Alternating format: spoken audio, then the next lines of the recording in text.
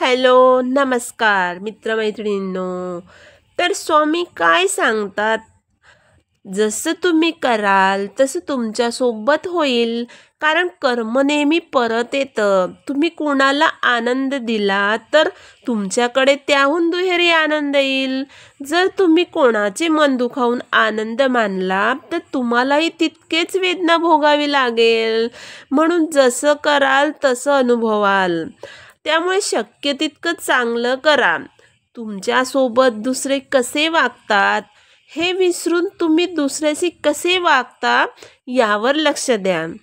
कारण वाईट कर्म माणसाच्या पाठी जन्मानुजन्मी लागलेले असतं आणि प्रत्येक जन्मात त्याचा हिशोब घ्यावा लागतो.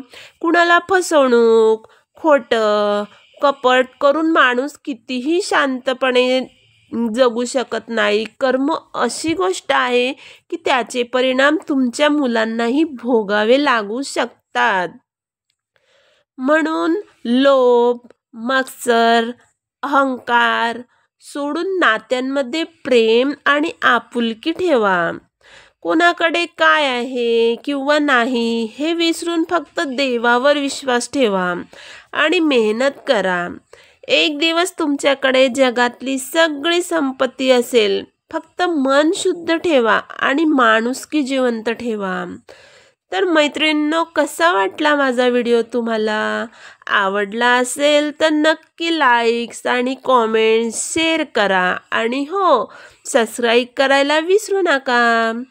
तर असेच नवनवीन व्हिडिओ बघण्यासाठी माझ्या पेजला फॉलो करत राहा.